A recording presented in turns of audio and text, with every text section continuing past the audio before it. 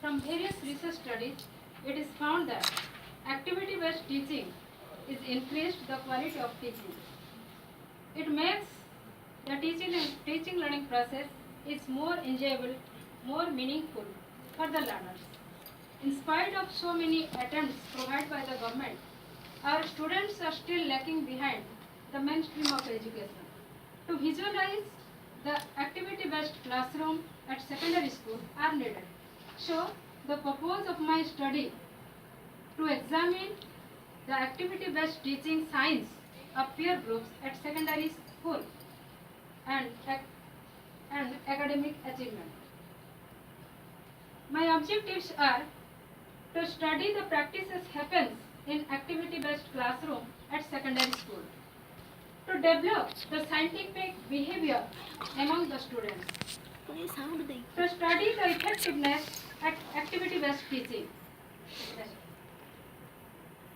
Methodology are taken by experimentation, by careful observation and questionnaires, peer learning, problem solving, and self-evaluation. In this study, I took the class of standard 9 with 56 students in our school. They are divided into two equivalent groups, which are on the basis of their performance of annual exam score and some aptitude test. One group of number 28 students are named as experimental group and other 28 students are named as control group. Both the groups were given a pre-test which was related to the concept osmosis. After that pre-test, both the groups were taught in two different methods of teaching. An action which was providing the opportunity for the students, that is active participation of knowledge contest performing by doing activity. Next.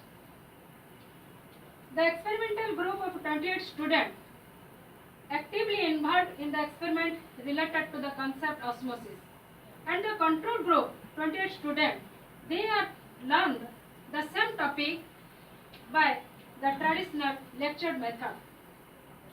For convenience of the performing activity, the experimental group again divided into 4 teams of 7 students. Their opinion, reaction, observation were noted and studied. According to 5P model, that is engagement, explanation, exploration, elaboration, and evaluation, are providing opportunity to these students, and seen that they have own thinking, decision making, and participation in different activities. For that experimental group, they were given handshake, diluted hydrochloric acid, dried resins, and concentrated salt or sugar solution. The experimental group performed the osmosis with an egg and osmosis with an resin. They observed exosmosis and endoosmosis. They removed the egg cell by putting the egg into the hydrochloric acid. The cell of an egg is mainly made up of calcium carbonate, and when it gets contact with hydrochloric acid, it starts to dissolve, and a thick outer skin called cell membrane now encloses the egg. They put this processed egg into the pure water and observed 3 to 5 minutes, and they observed that egg swells because the water enters the egg by osmosis, and they learned this is endoosmosis. Another set of experiment, they placed the similar processed egg into the concentrated salt solution and observed for 5 minutes, and they observed the egg shrinks because the water pass out from the egg to the concentrated solution, because solution is more concentrated than egg. They learned that this is exosmosis.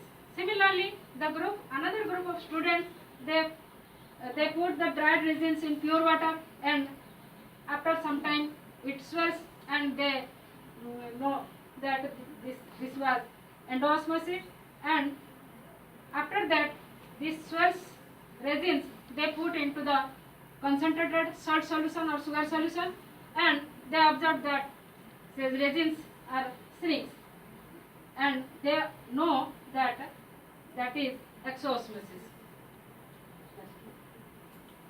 I performed this experiment and the students are engaged this experiment, and after that I do post test to the students, and after post test I made table and pre-test and post-test and other, and find out its mean. In pre-test there was no such difference between mean score of experimental and control group.